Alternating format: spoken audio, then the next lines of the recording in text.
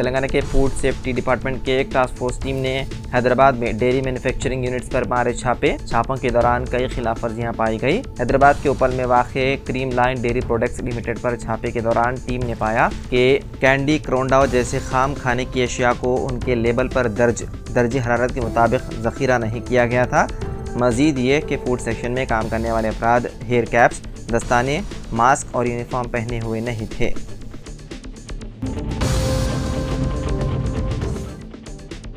امریکہ نے مذہبی آزادی پر اپنی رپورٹ میں ہندوستان کی سرزنش۔ امریکی وزیر خارجہ نے رپورٹ جاری کرتے ہوئے کہا کہ بھارت میں اقلیتوں کے خلاف نفرت انگیز تقاریر بڑھتی جا رہی ہے۔ رپورٹ کے مطابق اقلیتوں کے مکانات اور ان کی عبادت گاہوں کو مسمار کرنے کے واقعات میں بھی اضافہ دیکھا گیا۔ امریکہ نے مذہبی آزادی سے متعلق چہارشنبے کے روز شائع ہونے والی ایک رپورٹ میں اپنے قریبی اتحادی بھارت پر تنقید کرتے ہوئے کہا کہ بھارت میں اقلیتوں کے خلاف تعصب پر مبنی اقدامات میں اضافہ ہوا ہے۔ تجزیہ کاروں کا کہنا ہے کہ امریکہ نے رپورٹ میں تو بھارت پر تنقید کی، تاہم اس بات کی توقع بہت کم ہے کہ محکمہ خارجہ رواں برس کے آخر میں جب مذہبی آزادی کے حوالے سے اپنی سالانہ بلیک لسٹ کا مسودہ تیار کرے گا تو اس میں بھارت کے خلاف کارروائی کا امکان بہت کم ہے۔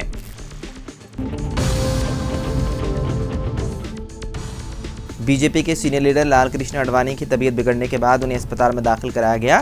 ذرائع کے مطابق چہارشنبے کی رات دیر گئے اڈوانی کو دہلی کے ایمس اسپتال میں داخل کرایا گیا۔ ذرائع نے بتایا ہے کہ 98 سالہ ایل کے اڈوانی کی حالت مستحکم ہے اور انہیں ڈاکٹروں کی نگرانی میں رکھا گیا ہے۔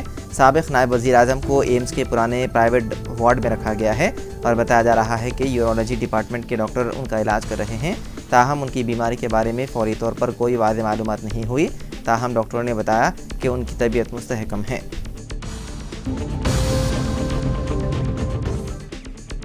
ہندوستانی محکمہ موسمیات نے کہا ہے کہ آئندہ کچھ دنوں میں گرمی سے راحت مل جائے گی اور بیشتر ریاستوں میں گرمی کی لہر نہیں رہے گی۔ آئی ایم ڈی نے پیشن گوئی کی ہے کہ مغربی جزیرہ نما ساحل پر آئندہ 3 تا 4 دنوں کے دوران بھاری سے بہت زیادہ بھاری بارش ہونے کا امکان ہے۔ آئی ایم ڈی نے کہا کہ مہاراشٹر کے ساحل، گوا اور کرناٹک میں اس دوران بھاری بارش ہو سکتی ہے۔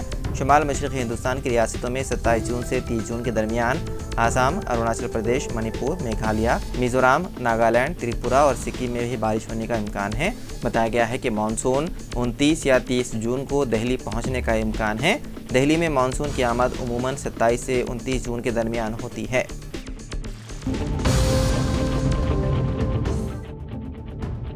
یکم جولائی سے ہندوستان میں نئے فوجداری قوانین، آئی پی سی اور سی آر پی سی کا دور ہوگا ختم۔ یکم جولائی سے ہندوستان میں نئے فوجداری قوانین یعنی کہ Indian law code, Indian civil protection code, Indian evidence act کے نفاذ ہونے والے ہیں، جس سے مجرمانہ تفتیش اور مقدمات کے عمل میں بڑی تبدیلیاں آئیں گی۔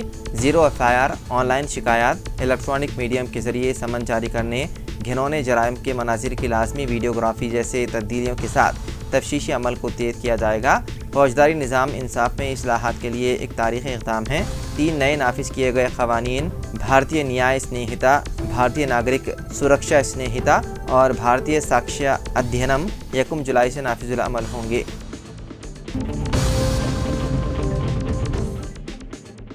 نوبل انعام یافتہ امریتیا سین نے کہا کہ حال ہی میں برآمد ہونے والے لوک سبھا انتخابات کے نتائج اس بات کی جانب اشارہ کرتے ہیں کہ ہندوستان ہندو راشٹر نہیں ہے۔ امریکہ سے کولکتہ پہنچے امریتیا سین نے نئے نظام کے تحت لوگوں کو بغیر سماعت جیل میں قید کیے جانے پر بھی ناراضگی کا اظہار کیا۔ انہوں نے کہا، ہم ہمیشہ ہر انتخاب کے بعد تبدیلی کی امید کرتے ہیں۔ پہلے بی جے پی کی قیادت والی مرکز کی حکومت کے دوران جو کچھ ہوا، مثلا لوگوں کو بغیر سماعت کے دوران سلاخوں کے پیچھے ڈالنا اور امیر اور غریب کے درمیان کھائی کو جوڑا کرنا، وہ اب بھی جاری ہے، اسے روکنا ہوگا۔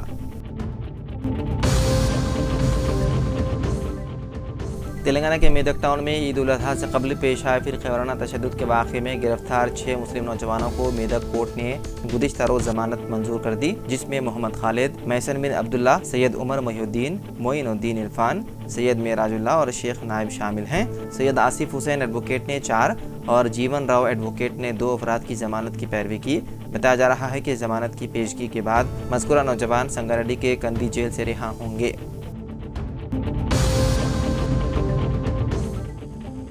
حیدرآباد کے پرانے شہر میں پیش آنے والے ایک عجیب و غریب واقعے میں جعلی پولیس سائرن کے ساتھ کار چلانے والے ایک شخص کی پولیس نے پٹائی کر دی۔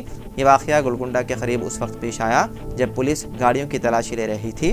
اطلاعات کے مطابق مذکورہ شخص نے مبینہ طور پر जाली पुलिस सायरन का इस्तेमाल करके चेकिंग से बचने की कोशिश की। पुलिस ने न सिर्फ उसे पकड़ा बल्कि सड़क पर उस शख्स को लाठियां भी बरसाई। ताहम गाड़ी की मुकम्मल चेकिंग पर कोई मशकूक चीज़ बरामद नहीं हुई।